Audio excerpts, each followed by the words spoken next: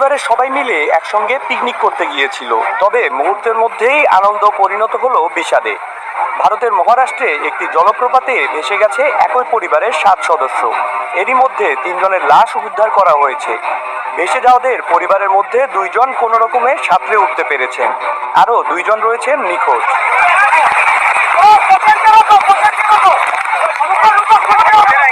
মুম্বাই থেকে 80 কিলোমিটার দক্ষিণ পূর্বে পাহাড়ি শহর লোনাভোলায় আরো শত শত পর্যটকের মতো ওই 7 সদস্যের পরিবারটিও গিয়েছিল ছুটি কাটাতে।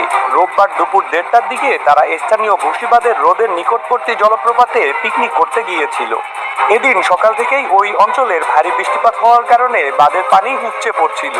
এই পানি যোগ হওয়ায় জলপ্রপাতে পানির প্রবাহ বেড়ে গিয়েছিল। সেখানে থাকা অন্যান্য পর্যটকরা তীরে ভিড় করে তাদের সাহায্য করার চেষ্টা করছিল, কিন্তু ছুটে চলা পানির উন্মুক্ততার কারণে কেউ ঝাঁপিয়ে পড়তে পারছিলেন না।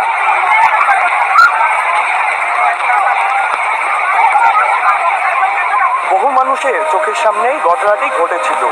পুরো ঘটনার ভিডিও সামাজিক যোগাযোগ মাধ্যমে এসেছে। আতঙ্কে জমে যাওয়ার মতো এই ভিডিওটিতে পরিবারের শেষ মুহূর্তগুলো উঠে এসেছে।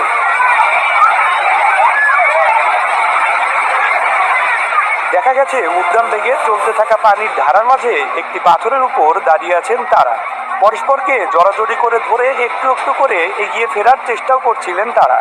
অন্যান্য দর্শনার্থীরা নিজেদের মতো করে চেষ্টা করছিল সাধ্যমতো পরিবারটিকে সাহায্য করার। ভিডিওটিতে দেখা যায় কয়েকজন মিলে গাছের শক্তপোক্ত ডাল ও বাকল খুঁজে তাদের বাঁচানোর জন্য চেষ্টা করছে।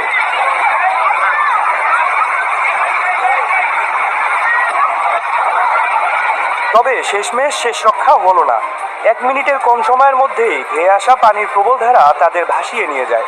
নিচের দিকে ভেসে যেতে যেতে তারা চিৎকার করে তাদের বাঁচানোর জন্য অনুরোধ করতে থাকেন।